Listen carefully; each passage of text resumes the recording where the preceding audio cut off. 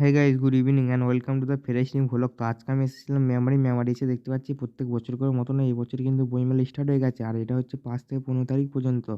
আর এটা কিন্তু হচ্ছে মেমারি বাস স্ট্যান্ডই। তো বেশি কথা বলবো না, চলো ভিডিওটা শুরু করা যাক।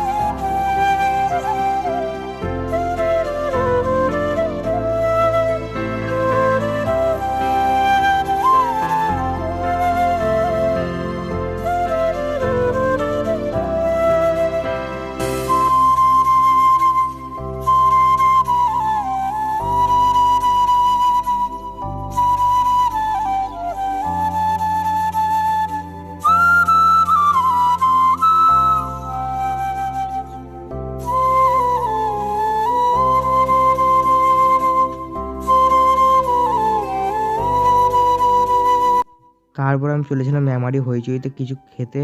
তো মেমারি হইচইতে এসে আমি পুরো চমকেই গেছি, এত সুন্দর অ্যাম্বিয়েন্সটা করেছে। তোমরা দেখতেই পাচ্ছ এখানে এত সুন্দর অ্যাম্বিয়েন্স।